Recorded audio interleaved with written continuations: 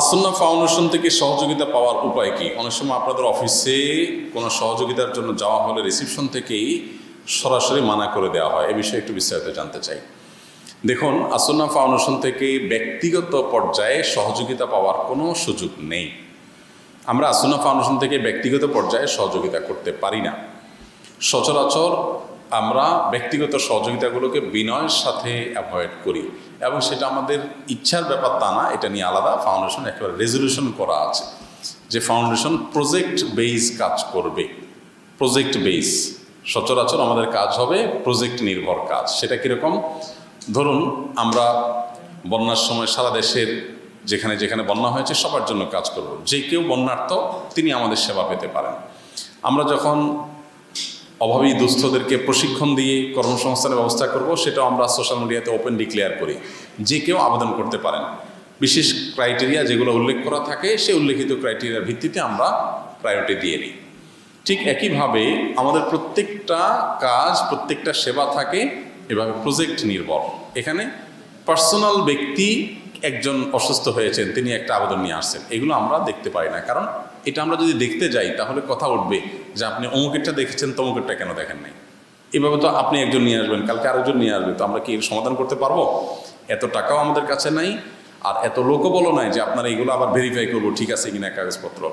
সরকারিভাবেও তো এভাবে সম্ভব না। যে কেউ ব্যক্তিগতভাবে একটা চাহিদা নিয়ে আসবে, সেটা ফিল আপ করবে, এটা কোনো সরকারও চাইলে করতে পারবে না। এই জন্য আসন্না ফাউন্ডেশনে কোনো ব্যক্তিগত উদ্যোগ, আপনি অসুস্থ হয়েছেন, আপনি ঋণগ্রস্ত হয়েছেন, আপনি ব্যবসা করতে গিয়ে লসে পড়ে গেছেন, বা আপনি এই মুহূর্তে একটু পুঁজি দরকার, এ জাতীয় ব্যক্তিগত বা সিঙ্গেল কোনো সহযোগিতা আসন্না ফাউন্ডেশন করতে পারে না।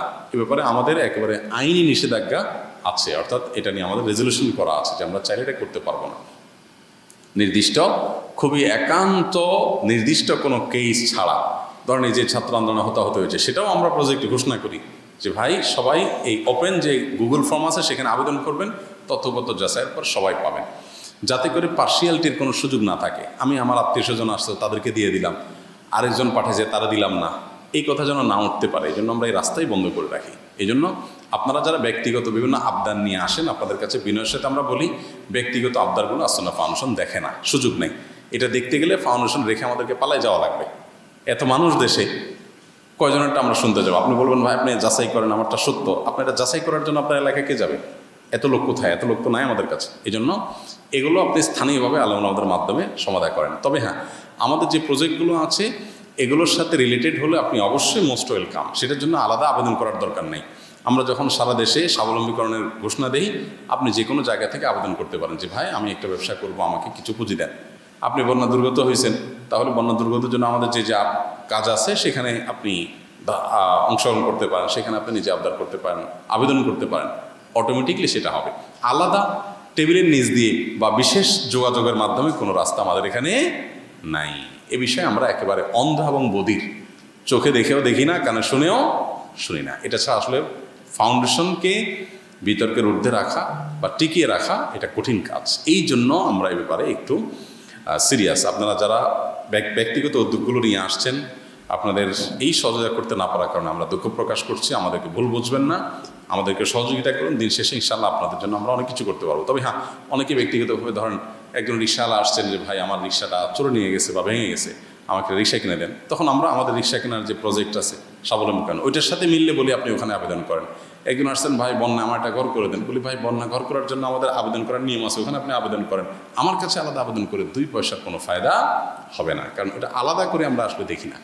আমাদের যে দায়িত্বশীল আছে সে যাবে, দেখবে, নিয়ম অনুযায়ী সব কিছু হবে। এটা আমরা মেনটেন করার চেষ্টা করি। বিধায় আপনারা যারা ব্যক্তিগতভাবে সহযোগিতা চান বা কারোর জন্য সুপারিশ করেন, আপনাদের কাছে আমি বিনয়ের সাথে বলতে চাই যে এই বিষয়টি আপনারা করবেন না, কারণ এটা আসলে আমরা করতে পারবো না, সেই ক্ষমতা আমাদের নাই। খুব ছোট্ট একটা প্রতিষ্ঠান, খুব সীমিত আমাদের সামর্থ্য। এটাকে সবচেয়ে বেটার এবং সবচেয়ে ভালোভাবে কীভাবে ইউজ করা যায় সেজন্য আমরা চেষ্টা করছি।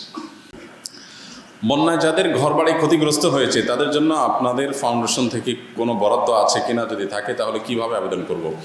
আমরা আসন্না ফাউন্ডেশন থেকে 30 কোটি টাকা বরাদ্দ দিয়েছি যাদের ঘরবাড়ি ক্ষতিগ্রস্ত হয়েছে বন্যায়, তাদের ঘর পুনর্নির্মাণ করার জন্য। কিন্তু মুশকিল হলো যাদের ঘর আগে থেকে হয়তো একটু ভাঙা আছে, হালকা এমনি ভাঙা আছে, তারাও এই উসিলাতে চাচ্ছেন যে আমার ঘরটা তাহলে যদি হয়ে যায়।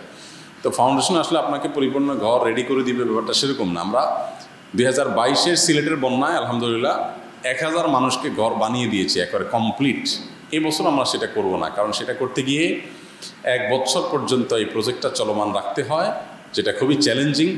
আমরা হয়তো কিছু টিম এবং কিছু টাকা পয়সা, কিছু জিনিসপত্র দিয়ে দিব, সেটাও আমরা ধাপে ধাপে দেব। প্রথম ধাপে কিছু দিব, আপনি কাজ করবেন, এরপরে আমরা সেটা দেখব, দেখার পর দ্বিতীয় ধাপে টাকা দিব, আবার কিছু কাজ দেখাবেন আপনি, তারপর আমরা টাকা দিব। আমরা টাকা দিব আর আপনি সেটা নিয়ে সুদে লাগাবেন। আপনি একসাথে 2-3টা সংস্থা থেকে টাকা নেবেন, এটা যেন নিতে না পারে কেউ, সেই জন্য আমরা আসলে ধাপে ধাপে সেটা দেবো ইনশাআল্লাহ। এটার আবেদনের নিয়ম হলো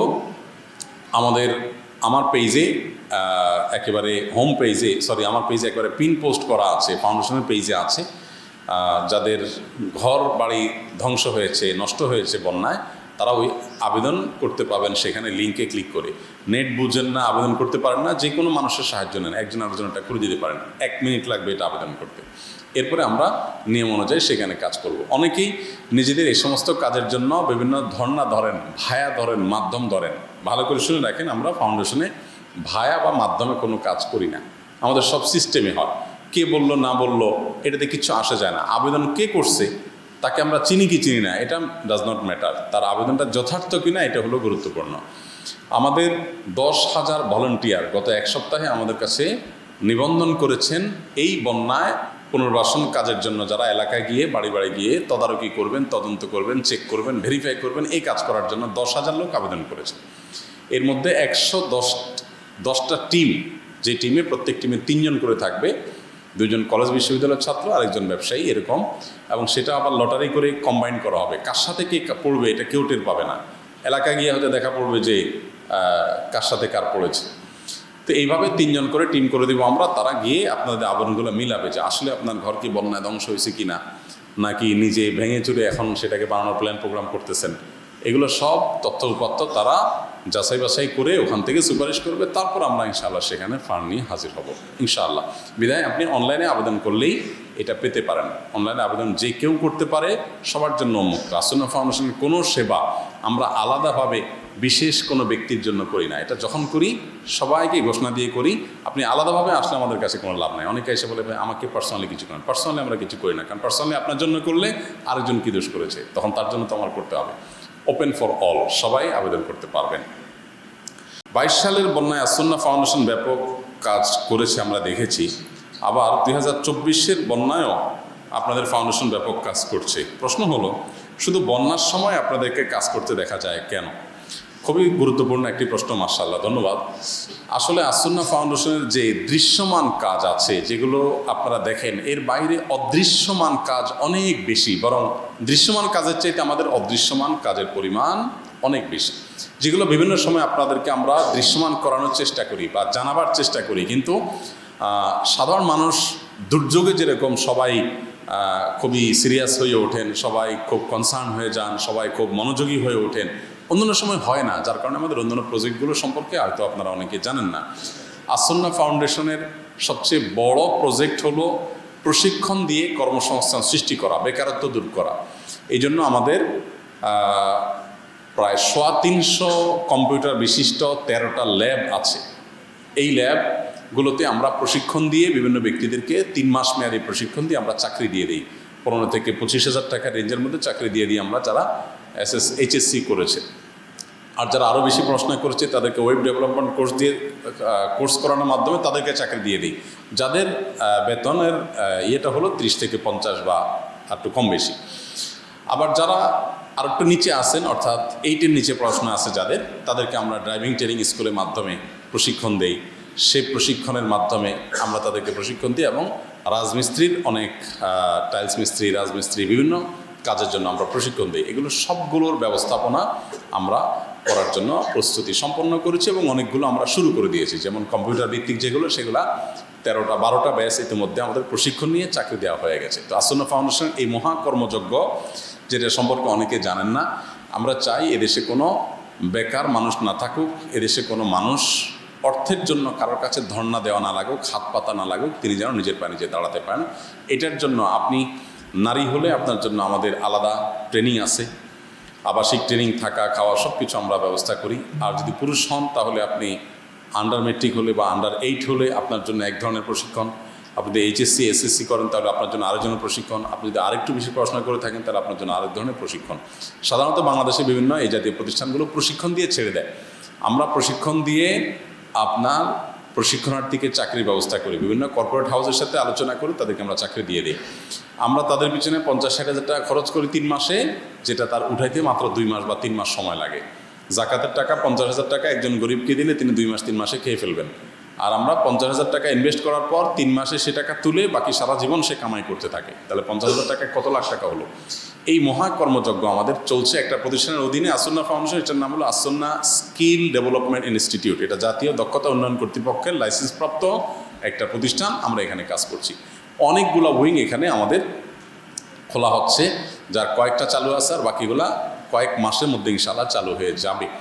তো ফাউন্ডেশন এই জাতীয় কাজগুলো সাধারণত আমাদের অনেকেরই নজরে আসে না বা আমরা জানি না। এর বাইরে আপনারা কেউ কেউ জেনে থাকবেন, ফাউন্ডেশনের স্বাবলম্বীকরণ প্রজেক্টের মাধ্যমে সারা দেশের প্রত্যেকটা জেলায় আমরা দল মত নির্বিশেষে মানুষকে বাছাই করে করে স্বাবলম্বী করি। গরিব মানুষদেরকে, যে জেলে মানুষ তাকে একটা জাল কিনে দেয়, যার জাল ছেঁড়া, যে রিক্সাওয়ালা মানুষ ভাড়া রিক্সা চালায় তাকে একটা রিক্সা কিনে দেই, যিনি হয়তো মুদি দোকানদার তার দোকানে মাল নাই তাকে মাল কিনে দোকানটাকে আমরা রেডি করে দিই।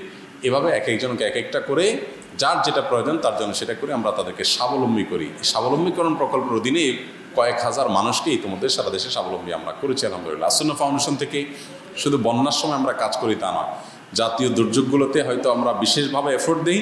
এর বাইরেও আমাদের স্থায়ী অনেক কাজ আছে, যেগুলো জানতে হলে আপনি আসন্না ফাউন্ডেশন ওয়েবসাইটে যদি ব্রাউজ করেন বা ঢুকেন আপনি দেখতে পাবেন আসন্না ফাউন্ডেশন .org, সেখানে বিস্তারিত দেওয়া আছে ইনশাআল্লাহ বিদিনিল্লাহ।